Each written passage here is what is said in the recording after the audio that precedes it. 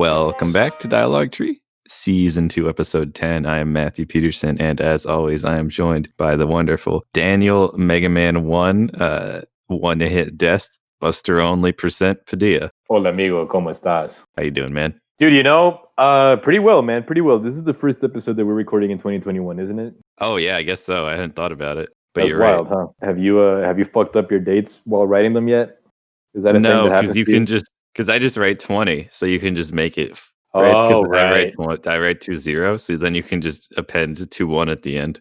Right. So like all of last year you just wrote 20, but now if you write 20, you can just like write 21. Oh, exactly. That makes sense. That's goddamn. That's a super clever way to that's a super clever override, actually. Yeah, it's lines up, but it's not good to rely on it because it's not gonna work for the rest of my life. So I should probably stop. Right. I did though. I was though. It's not relevant anymore, but like I did hear someone tell me once that like during 2020 it was a good idea to just like write in the entire date, because if you just wrote in 20, like that could be easily manipulated in the same way that you're talking about it now. Like that's true. If you like signed anything, people could be like, "Oh, just write a 18 or something after the 20." Yeah. Like, "Oh, you signed this on 2018, dog. You're lying," or some shit, you know? Right. I get that. Not that it matters. Not that I'm like involved in any kind of situation where that would like potentially, harm me in any kind of way. I don't know. Just something that I thought was interesting to hear, because I would have never thought about it. Point. Dude, you've ever taken a ghost shit before? Yeah, I have. Oh, so you know what it is? Have we discussed this on the show before? I'm assuming it's what. I don't think so, but I've had that experience where I really got to poop. I go to the bathroom. I feel like I did, and I looked at the toilet, and there's nothing in it. Right. That's what you mean, right? That's exactly what I mean. Yeah, you're definitely conscious that something was dropped out of your body, but then you look in the bowl and there's nothing there. Yeah, I don't know. Maybe it's just your muscles are like think that you have to poop, but you really don't. It just feels like you have to, and then nothing happens. And then your muscles still go through like all the motions and shit. Yeah, that's all I can think of, because toilets don't deposit things without flushing them. That's the only unless there's like a ghost that just like takes the shit and like I don't know, just makes it like some sort of magical demon that just like collects your poo. Yeah, no, that happened to me earlier today, which is like, oh, that's weird. It hadn't happened in a while. I'm like, I wonder where that went, because it definitely felt like there should have been something there. Like I wonder if there's been a scientific inquiry. Right, because like, how come it only happens like every so often? You know what I mean? Like, what is different between one time and the other time where it actually happens? Like, what changes? I don't fucking know. Yeah, it's a great question. I've probably only experienced it like 2 or 3 times in my life, but I know exactly what you mean. I'm glad though. I'm glad that you knew exactly what I meant. I don't know. I guess I figured you might have needed like an explanation or something. Right. Remember to like, comment, and subscribe with all your stories about thinking you had to take a poo. Good one. Yeah. No, dude. What's going on with you, man? I have been reading a lot more. I don't have that much video game stuff to talk about this week. Yeah. The only video game I've been playing. Well, okay, so I was like, I'll just fucking finish Cyberpunk because it's so short. Right. And I'm doing the final mission. Okay. And I don't want to say any spoilers or whatever, but I'm fucking soft locked. Wait, what the hell? How come? Well, I don't want to. I guess this isn't really a spoiler, but there's like a vehicle section, and you have to get out of the vehicle and like kill guys because it like breaks down or whatever. But my AI buddy had parked the vehicle in a literal pole, it's physically through an object. So when it's time to move on in the level, I get back in and I just mash all the buttons, but it just is. It's really in there. Oh damn! I'm sure you could get other cars and hit it or something. I don't know. Right. I was like, fuck this. I don't want to redo the whole level. Okay. I was gonna ask if this, if you've tried reloading and it always happens, or I mean, it's definitely just because of how fast we were going. Gotcha. And it combined with a cutscene starting or something in the game not working very well. Yeah. that kind of killed it for me. Yeah, no, that's totally fair, man. I guess just real quick final thoughts. Even you have any final thoughts at least on the story? Is it you? The story's pretty good. I mean, I kind of like it. I think though, it's not a very good video game story. It's not very interactive. Okay. It would be a decent book. Right. I think that it's just been done so much better. Even like Fallout 3, I don't even like Fallout 3. I think Fallout 3 is way better than this. In terms of like story, you mean? In terms of a story in a video game, In like a video the game, gotcha. writing is better Gotcha. in Cyberpunk, but the way you interact with it is almost negligible. So it's like, okay, I'm just in a cutscene simulator with bad combat sometimes. Right. Which is wild because CD Projekt Red has been known for like their, because like I haven't played, of course, I haven't played all the way through Witcher 3, but like what I have played has been really compelling, and that's what I hear from everyone, right? Like Witcher 3 stories is like Yeah. incredible and whatnot. Glad you enjoyed it to some capacity, like it wasn't just like total pile of garbage or whatever. I guess maybe I'll just pick a different ending because also you just pick your ending, which is, I don't know. Right. Was it that beat 'em up says like to make you believe that you have like autonomy over your decisions or whatever? Right. Yeah. That was Yeah. that video you sent me. I forget what it's called, but that was a very good video on the subject. Yeah. I guess shout out if you're interested in like a really like deep analysis of Cyberpunk 2077. This guy beat 'em ups on YouTube. Beat 'em ups. He put out like a 40-minute or so video, like just talking about all the different kinds of like mechanics and whatever of the game and how like deceptive I guess the publicity leading up to like the release of the game was and shit like that. It's really interesting. It's pretty good. Yeah, I think the best thing he said was that when you watch someone else play the game, you realize that there's no like RPG or any element of choice. Right. It's like playing a Call of Duty level. Like you all have the exact same experience no matter what you Right. do. In this open world RPG, it goes against like the core philosophy of that genre. Right. Yeah, because even just going back to Witcher 3, which I've only put like 10 to 12 hours into, even in those 10 to 12 hours into Witcher 3, I've already like encountered a lot of opportunities where I know that like the conversation option that I chose or whatever, like deeply impacted what happened after and whatever. Right. Yeah, I felt that way even in Witcher 1, whatever I played of it. Right. Yeah. Damn. So it's just a shame, but I think that video is really good at articulating what is fundamentally wrong that can't be like patched out really without like an insane overhaul, like that the game is not just buggy or even unfinished, but kind of just like lacking in soul or identity. Yeah, he goes into a lot of that you were talking about, right? Like no, like the lack of like actual the actual RPG mechanics that basically what you said, right? Like everyone just ends up having like the same experience, right? Yeah, he goes very deep into that. Speaking of YouTube, I just have like one quick thing that I thought was interesting. I was watching a Nintendo Life video today. This dude was running tests on how active online 3DS games are still, because 3DS I think turns 3DS turns like 10 years old in 2021, I believe. Wait, okay, I guess 3DS does have matchmaking for like Smash and whatever. Yeah, there's a bunch of games, man. Like there's a bunch of games that I used to play online a lot. There's a lot of Mario Kart, Smash 4, even Street Fighter. I used to play a lot of Street Fighter on my 3DS. That port is actually pretty good, man. I didn't know it was even on there. So yeah, Street Fighter 4 is on it. It was like a launch title, I think, even. And it was interesting because he said that there's a lot of people still playing Street Fighter 4 on the 3DS, which is wild considering that, like, I don't know, for like a deep fighting game like that, you would imagine people to like stick into like the home consoles. Right. It's just hard to control with the weird circle pad. Yeah. For like doing a Hadouken input, you'll probably hurt your thumb. Right. Exactly. It's weird to do all the quarter circles and whatever. But like, he said that like he was able to find matches like pretty much instantly on Street Fighter 4, which is again wild considering not only we usually imagine like hardcore fighting game people to like stick to the home consoles, but like considering that it's a release title, right? So that game is as old as the 3DS, and it's still. And he's in the US East or whatever, right? Say that again. Is it like it's region based? So like, where is he? US? Oh, East I guess. Yeah, I guess I'm not sure. He is in England. Oh wow, that's even. Yeah. I don't know. I didn't even think the DS was as popular in England as America and Japan. Right. DS is still popular in Japan. It is beloved. All models are highly sought after. Yeah, I fucking love my 3DS, man. I like it, but I don't think it's nearly as like culturally relevant, right?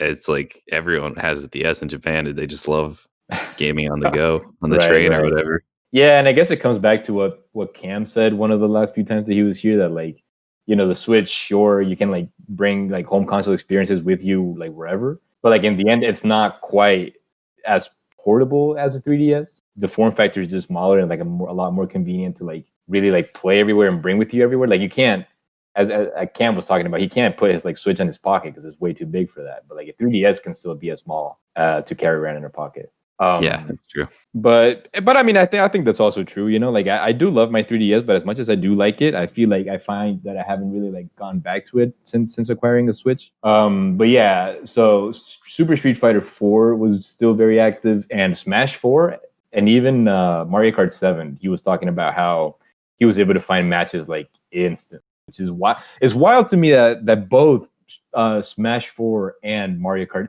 considering how incredibly well the Switch has sold, it's still wild to me that people like are choosing, or that the online communities for Smash 4 on the 3DS and for Mario Kart 7 are as active as they are, considering that like Mario Kart 8 was released on both the Wii U and the Switch and is like the best-selling game on Switch. Like Smash Ultimate is like the best-selling fighting game in the history of fighting games ever, right? So it's just wild to think that like the 3DS Smash game is still as popular as this guy. I mean, some people are just like poor children. You know? Right. Don't get a new console for like another 10 years until they like graduate and get a job. Yeah. No, I mean, I think that's totally fair, but it's still like surprising. Yeah, it is a high number. Oh shit! It's because I brought up Cameron. It's his birthday today, isn't it? Oh yeah, happy birthday, Cameron. Happy birthday, Cameron Nook Miles Tails Prower Morales Mitchell. Is that right? That was good. Did I get it right? I think you got it. I think you got it. Yeah, happy birthday, dog. Happy birthday. We should have done this last episode. Sorry. Ah, shit, because then it would have actually lined up.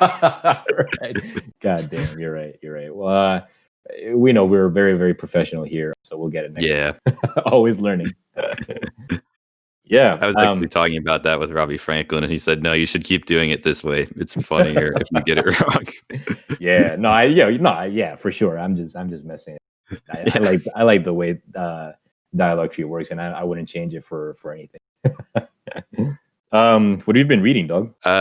So I finished reading Dune 2. Oh shit. Dune Messiah. It's not actually called Dune 2, but it's much more reasonable to call it that. Right. And it was pretty good. It's really interesting. You have to read the first one first, for sure. Gotcha. Otherwise, you have no idea what's going on. Right. But the first one is like more of a introducing the lore and like the science fiction elements and like all the technology in this world around it. And it's kind of like an action political drama about this family like trying to get power and they're fighting against their enemies and whatever. And the second one is kind of like after the events of the first, and after you like become powerful, then what do you do?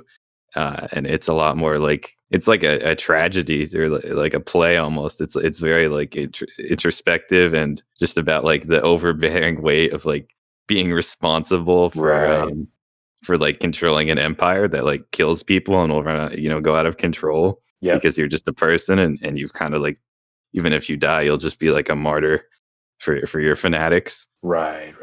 It's very not what I expected after reading the first one. But it is interesting and I did like it. I think there's a third book. I'll probably read it next.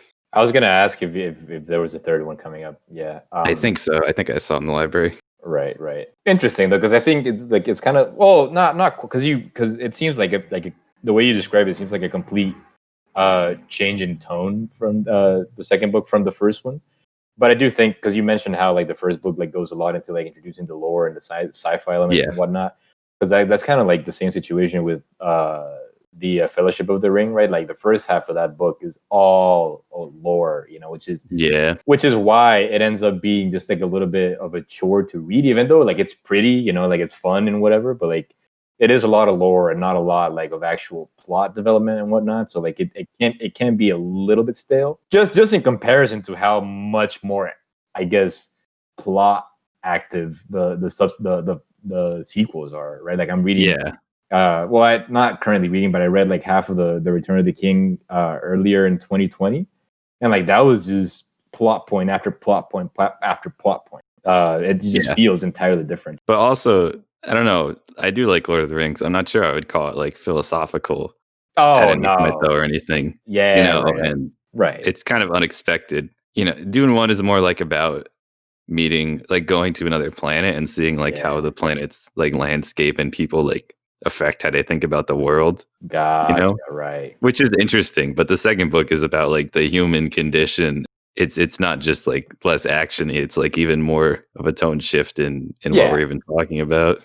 That's wild, man. That is. I mean, yeah, because Lord of the Rings is still at the end of the day just like you know pretty straightforward, like good versus evil. Like all the bad characters are bad, and you know And that they're the bad, and orcs, yeah, all the good characters are good, and you know that they're good. yeah. Do you have anything else lined up that you're looking into reading anytime soon? I am reading like Besides a besides Dune 3, I guess if there is one. disambiguation of yokai, which is like the Japanese word for like little monster spirits that kind of mess with you. Oh, From gotcha. yokai, yokai watch. It's like Yeah, Pokemon. we talked about it. I think in one episode you were playing it at one point. Is that right? Yeah, it's Right. not very fun. Yeah. So I didn't finish it. Right. Right. I think I said, yeah, it's just kind of for babies, Yeah. but it is good practice. But yeah, I'm reading this book in English also, Oh, okay, just gotcha. because there's like so much ambiguity and deep history that I don't think I'd be able to understand it in Japanese. Right. Right. Um, Right. That's fair. because just like in English, you won't be able to read something from the 1800s without like a very strong native grasp on the language. And sometimes I can't read old things in English at all. Yeah, exactly. Because the language gets so antiquated that you like rely on a lot of contextual sort of language that like it's hard to like grasp if you're not like native. It's like a historical following of all like how these beliefs started of like people having unexplained circumstances happen to them and then attributing it to like monsters or ghosts or whatever, and how Right. like these used to be in like dictionaries like next to the like the rhinoceros or whatever, because it was Yeah. just that people would be like, oh, I've never seen a rhinoceros, I've never seen like an ogre either, but it's in the dictionary, so they just think both those things are real, right? And it Oh, like, that's wild. Yeah, that's it interesting. becomes part of like the cultural knowledge. But now Right. they're kind of like cute or like fun, kind of like how Yeah. like vampires or whatever like used to be like really something was truly feared or whatever, but now it's kind of like a pop culture. Right. Right. They've kind of like made it into like a whole marketing thing, like culturally marketable thing, kind of. Yeah, Yeah. it's a Right. little more, I think, significant because it's like part of like your village's heritage, like those Yeah. specific legends that came from it. Right.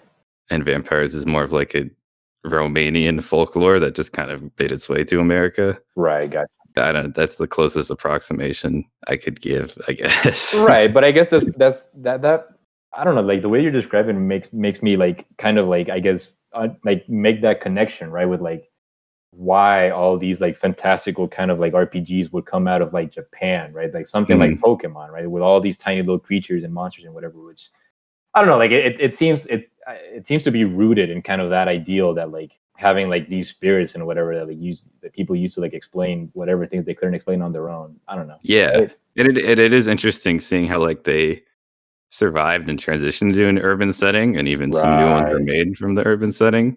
Right. And it is cool having played Okami now and I reading was gonna through it. I'm ask like, you if this yeah, is the book that 'cause talked about Okami it. is, Yeah. like, incredibly faithful to the, like, classical Japanese lore. When you read through this book, you'll be like, "Oh, yeah, all these enemies and characters in Okami are, like, right here." That's super cool actually. Super, super cool. So, yeah, I sent that to Owen, because I think he started reading it, but Yeah. I'd recommend it. I wish I knew the exact title. I was gonna say, I don't think you've said the exact title. Say. You know what? It's probably still on my computer, so I can just check because Yeah. I got the ebook. I think it's called The Book of Yokai, Oh, gotcha. Gotcha, gotcha. which also is like a long O in Japanese, but I say it Right. American way when I speak English Right. because Right, right, I'm right. speaking English. I don't know. So it'd be what, like yokai? Yeah, like Gotcha. Okami. Right, right, right, right. It's called The Book of Yokai. Yeah, by Okay, Michael Dillon Foster. gotcha. Dude, speaking of Owen, Speaking of Owen, yeah, if I move to Salem, Owen will no longer be like the middle point between, like among the three of us. It'll be you. Is that right? Yeah, because Owen's in Pennsylvania, which is well, of course, you would never just drive to Pennsylvania anyways, so he wasn't really the middle point, you know? Because uh, whenever you flew, if you were to fly to the US, you would like fly just fly to directly. some other city, you know? Yeah, right, right, right, right. But I guess where Owen is probably going to listen to this next week. Where are we going to meet to like finally get our Kirby golf game going? I mean, we can go get lunch in New Haven or whatever. There's lots of good restaurants. Right. I'm not letting Owen pick though, because I went to a restaurant he suggested and got food poisoning. No shit, is that true? Yeah, it was Oh no, dude. awful. What restaurant was this? You want to It's like? called Mecca. It's a ramen shop. When was this? This is like a while ago or like recently? Like 2 years ago. Yeah, I don't know. Gotcha. And I had to ride the train back home, and it was awful. Oh God, man! You tell Owen about this? I did, and he said sorry. Yeah. Vicky was there too. I think it was her birthday. Oh and no, she was like dude. really ill. Yeah. Yeah. We both had it, so it wasn't just me. I don't think we even both got the same thing. Right. But you were both maybe sick even. Yeah. I guess just the broth. It's like stinky in a way. Yeah. Yeah. All right. Yeah. We'll make a plan to go to New Haven, get some lunch, and play Kirby golf. Lots of good restaurants in New Haven. You have a favorite one? Probably Noodle House. It's just a place where you go in and like the menu is like type of noodle toppings, noodle sauce, and you just eat a shit ton of noodles. It's pretty greasy, but it's real good. No, it sounds awesome. Yeah, that's definitely something that I'd be into for sure. Yeah. Speaking of shit that we've been reading, I read a lot of Raymond Carver. Probably mentioned that on the show before, short stories. So I've read a couple of his collections. Right, I've read What We Talk About When We Talk About Love, and then I've also read Will You Please Be Quiet, Please. Now, What We Talk About When We Talk About Love has this one short story that, like, you know, there's like a handful of books / stories that I feel like I never want to read again, just because how like sad they made me. Right. And there is one story in What We Talk About When We Talk About Love that is one of those stories that I never want to read ever again. Right. It's called The Bath. Whatever. Right. So I'm reading this third collection, which is Cathedral. I've read Cathedral, the short story, and it's really good, which is why I wanted to read this collection next. And there's this one story, dude. I started reading it. Right. So the title is, I started reading it, and like it was pretty much word for word The Bath. Right. There's other short story that I feel like I never want to read again, but the title was different. I'm like, upon reading, reading like the first couple of pages, I'm like, what the hell is going on here? Like, am I like going crazy here? This is like a book. This is like a story that I've read before, I'm certain. So I looked it up, and it happens that like Cathedral is I don't know, whatever. It was like published after What We Talk About When We Talk About Love. So this dude, Raymond Carver, like expanded upon this story that I never want to read again in my life. So like the story starts, like the first few pages are the entirety of The Bath, but apparently it's continued and made a lot more extensive. Like it's like 15, 20 pages longer than the Bath. And I'm like, oh, of course this would be like the one, in this collection would include like not only the same story, but also like expanded upon, Right. With a different title to trick you. Yeah, goddamn. So like I read the first few pages and I'm like, all right, I need to know what's going on here. Is this the same story or what? And I realized, I learned that it was. So like I was like, all right, nope. It was also like not in December, but like January 1st. And I'm like, I really don't need to be in this mood right now. So I just skipped over it and read one of the other fucking short stories in the collection. Right. They're all very good. It's just, and I'm sure, like I figure at this point I'll have to like return to that one just because it is expanded upon. So I'm like curious where. Yeah, right. I'm curious where he actually takes it. Right. Because I feel like a lot of what worked in the back, because it's a good story, right? Even though I don't want to read it ever again, it is very good. And a lot of what works is how ambiguous the ending is. Where now, like seeing how much it was expanded on, like I'm just curious where Raymond Carver brings it towards, and if it's just as effective. That's interesting. Yeah. I don't know, dude. You got anything else? The only video game I've been playing. I played some Rocket League, but not even that much. Yeah. I've been playing Melee with Resta. Oh, nice. It's so good. The online is so good. So are you using like Slippy to play it, or what's the deal? Yeah, so we're using Slippy, and he's in California. So the ping is like 90, but it's very smooth, honestly. Right. Which is insane. Yeah, that's super impressive, actually. Super impressive. It sounds like a lot of fun, too. Yeah, and Melee is just so good. I mean, obviously, there could have been quality of life improvements. The game is not perfect. Right. We made those, and then Nintendo shut it down. It was called Project M. Right. That's a different story. Can you not download that anymore? You can. It's just no one plays it. It's a dead game. And it's probably not being supported anymore either, right? Yeah, I It's don't not even getting know if you could updates or find, like, anything. the most recent version or whatever. Right. Fair. God damn, I totally forgot about that. But yeah, when you play Melee's just, like, feels good. It feels, like, super tight It's and, so like, tight, yeah. it's so good. How's the, like, the matchups between you and Resta? Like, who wins or who do we Yeah, play or like what? right, like, does anyone have, like, a clear advantage over the other, or is it, like, Oh, well, very Resta close? is, he's decided he wants to learn how to play on keyboard.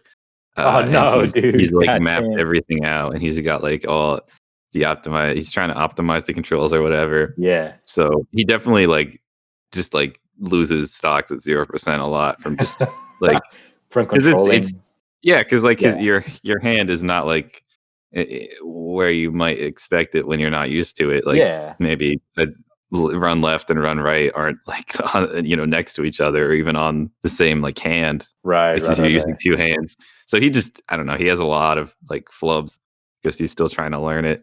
So I definitely win, like, 90% of the matches. Right, god damn. But that's That's just how funny. it goes. Yeah, no, that's funny. That would make for some sick, YouTube content, right? Like, Mm. optimizing Melee to play on a keyboard and becoming, like, a god in Melee playing with a keyboard, Yeah, I mean, it's not totally out of the realm of possibility because people do Yeah. play on the box. You remember Right. Hacks has that controller, and that controller doesn't have a joystick, it's just buttons. Um, Gotcha. True. so it's like the same idea. Yeah, no, that's super impressive. Actually, I should even give it a try. What's that shooter that we used to play? Time Oh, it's Splitters. Time Splitters? Yeah, I doubted to see if it ran, and it ran a little choppy, but I guess it's worth Mhm. trying Melee, right? Like, what the fuck Yeah, do I also lose? the Melee game is the Slippy is made to only run Melee. I don't know what would happen if you ran Yeah, a different right. game, but I don't think it would work. So it might run a little better Gotcha. So for you, maybe I it's, don't like, know. optimized or whatever? Yeah. Yeah, you'd Yeah. hope. You can also actually change the graphics settings, which is Oh, crazy. yeah, and that would probably help too, right? 'Cause it's, like, Likely. super hacked, so you can actually change the graphic settings of a GameCube game, like, that Right. aren't Damn. built in, you can Right, even make it look better. right. There's Or it even might a widescreen mod, which is No cool. shit. It basically just extends, like, the Right. empty space to the left and right of the Yeah. stages, but it looks good for, like, Right, streaming. especially on, like, our current monitors and shit, right? They're all, like, Yeah. widescreen, so, like, it's interesting. Yeah, I mean, I might as well just fucking give it a try. Yeah, Yeah, I I'll look recommend into trying it that. out. Slippy is free, it's great. You said there was a Melee event this weekend, is that right? Yeah, let me check the name. I mean, it's gonna be over, but Right. I Oh, feel shit, bad you're now. right. God damn, yeah. Don't really remember the name, but there is gonna be a tournament this weekend. I'm checking the Okay, gotcha. Smash calendar. I guess, I guess we'll report on the results of that tournament 2 weeks after the fact or some shit, like a week and a half Yeah. later. Yeah, we'll definitely be keeping an eye out on that. It'll definitely have already happened by the time this episode goes up, but we don't care. Yeah. We always like to talk about Melee events, regardless. Yeah. Um, no, just keep we're talking about Melee. I've been playing a lot of Smash Ultimate because I finally got it. I don't know that I don't Mhm, know if I fucking updated on this. I know mhm. Shadi talked about me not having it last time he was here. But I finally did get it, and like whatever, right? It's Smash. Like it's hard to have a bad time with it, but like I guess Melee was like the last Smash game that I like really played because I hacked my Wii and like I never bought fucking Smash for Wii. I never had a Wii U. I guess it did have the one on 3DS, but like Mhm. I don't know. I just like to play Melee on my Wii, right? And it just you're right. Like Melee just feels so much tighter. Everything after Melee just feels so much floatier, which like it works, but it's not awful or anything Yeah. by any means. But like it doesn't feel, I guess, as nice as Melee. Right? Melee is just there's just really no other word to describe it better than tight. Actually, Yeah, I think my least favorite part of Ultimate is when you dash in Ultimate, you might have noticed this, you can't yeah. just flick left and right to dash dance like in Sometimes Melee they on the frame you want. sometimes they trip a little bit. They trip up a little bit, right? Is that right? Is that what you're going to Yeah, say? so you get locked into a basically you get locked into a dash animation. So you can if you dash dance, right? If you go left and right very quickly, you have to go a set amount left and right very quickly. You can't do it arbitrarily. Ah, So gotcha. you have to I don't know, you have to do a lot of like weird tech to get around that, which is just not fun or reasonable for Right. players. Yeah, right. Just again, in comparison to how good it feels to do on And Melee. in Melee, you just hit left to right and you go left to Exactly. right. On the frame, Yeah. you hit it and it's like, wow. Right. This was fine. What was wrong Yeah. with this? Right. Exactly. Yeah, and I don't know, just like the physics, like everything just feels so much. It just feels like a Yeah. little gooier, if you will, right? I don't know, like that's the way that I feel when I'm playing in comparison to Melee again, right? Like if the only Smash game played is Ultimate, or you played anything after Melee, like you probably won't notice it as much. But like in comparison to Melee, like Ultimate just feels so much gooier. Like I feel like I'm stuck in like some kind of weird goo. Yeah.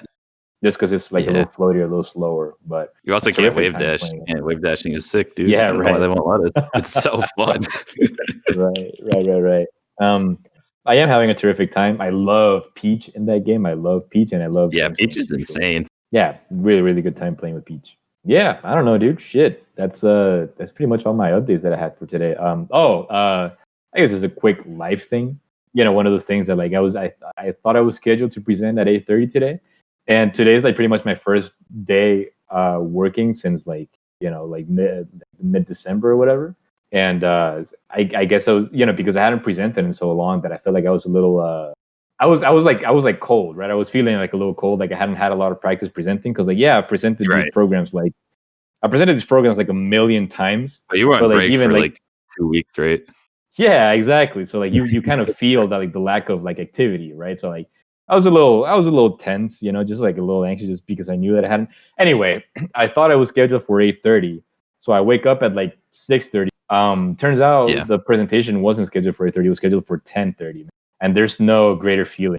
Oh, fuck this. And I just like went back to bed for another bit and like rested. Because I realized that it was at 10:30 at like 8, right? Like, so like I had already been awake for a while, like making sure that shit worked, revealed. Right. So like I was like, all right, good. So now I get to like just chill out for another like hour or so before I actually start getting ready for the presentation, which was excellent. That's great, yeah. Yeah.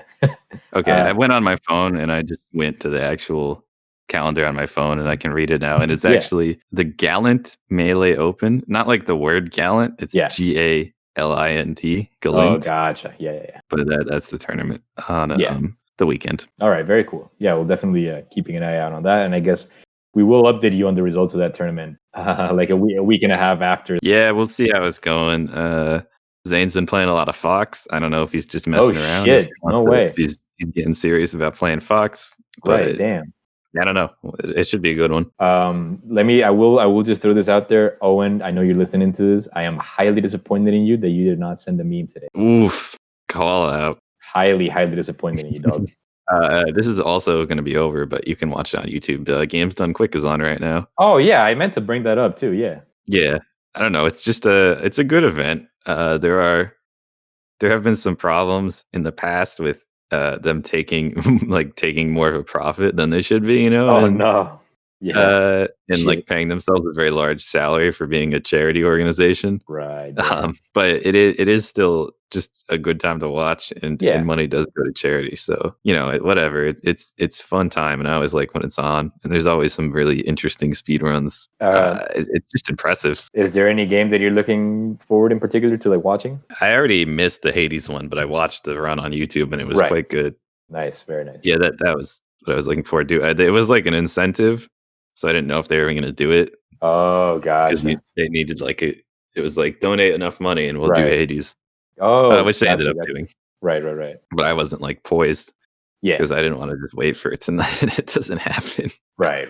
Hey, dude, shit, that run that you sent me of like the Mega Man 1, that shit was wild. Yeah, that was crazy. It was Mega Man 1, but you can't, you can only use the gun like Daniel does. Yeah, right. And you can't get hit. You have 1 hit point and you can't heal ever or anything. Right. Yeah, and he only died like twice. It's like so impressive. It's wild. And I don't know, dude. I think what's fun about like those older NES game speedruns is like how they mess with like the code, like those zips, man. That shit is like wild to me, like highly, highly entertaining to like. How do people learn that like the game code allows you to do all that kind of shit? Yeah. I know in Zelda 1 you can kind of go to the right side of the screen like in a certain way to actually wrap around instead of triggering the transition to the next screen on the right. So you'll just appear on the left side kind of like that. Right. Just because of the way the NES works, I guess. Yeah, right. Like limited on a grid you are. Right. But that's just like highly, that Mega Man highly, highly entertaining. I ended up watching the Mega Man 11 one too, and that shit was like super cool too, because like dude used a lot of like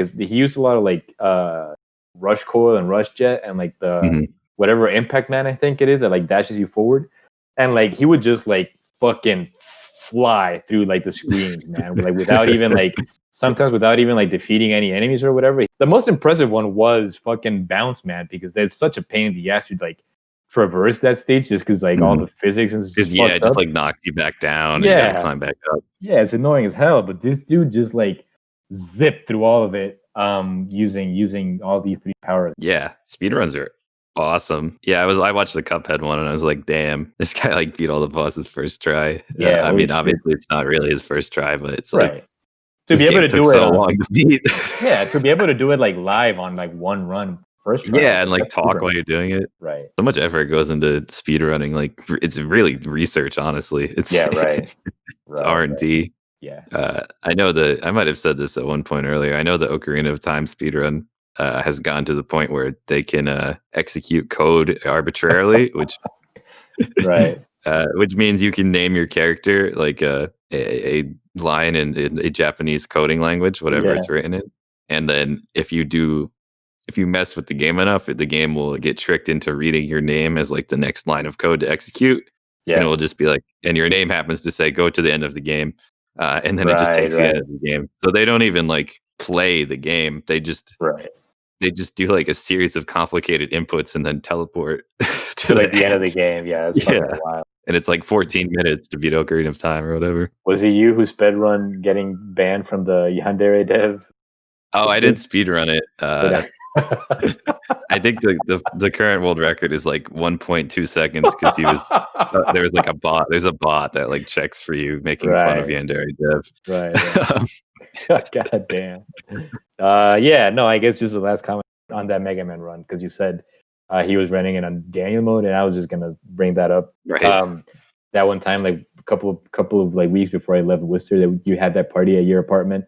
And like I went to play Mega Man 2 with Cam. I was supposed to be there earlier than I actually got there. So like I got to your apartment later than I anticipated. So like the party started and I was still just like there playing Mega Man. And then I don't know, people started giving me shit for only using the Buster. I'm like, whatever, dude. Yeah.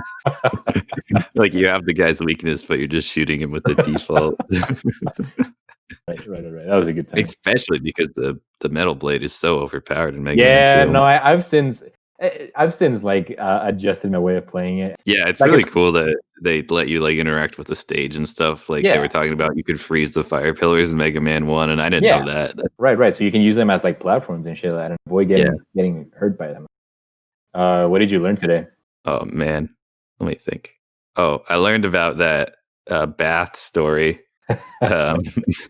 was revamped for a new collection. What is it? Cathedral. And then like expounded upon, right? Which I don't know. I always think that's kind of weird when an author does that. Yeah, they could just like write something else and let their old work be as it is. But that's a very entirely different discussion. Right. I feel like it could also just going back to this because you mentioned it. A lot of it could be like editorial influence, because I know one of his most, if not his most famous story, what we talk about when we talk about love, the one that Birdman, like the story that he's trying to like make into a play and whatever, it's based on that story, but like that is like a highly edited story. Like his original one is called Neighbors, and it's like the same story, it's just Neighbors is a lot longer, right? There's like a lot more dialogue and whatever. What we talk about when we talk about love is a little more condensed. So like I feel like it could maybe have been editorial influence. It's like the director's cut, yeah. Yeah, right. I guess I was gonna say I learned about Dune. Yeah. Oh yeah. Interesting how like tonally it like shifts from Dune 1 to like Dune 2 and whatever. That was pretty cool. Whenever they make that movie, I'll see it. Right. Tune in next week where Daniel will exclusively be lighting his house with scented candles for the entirety of the episode. So he'll have a hard time seeing any memes no one sends over. Yeah, right. And I'm still picking out like the scents that I want to. But I feel like if you combine too many, it's just it's like when you use too many colors and it turns brown. Oh, right. or black or whatever. Right. It's like you just made of mud. Well, shit, dude. It was a good time, man. Yeah. Thanks for coming on. Hell yeah! All right, I'll catch you. We'll catch you guys next time, I guess. Yeah, we'll see you around. All right, peace.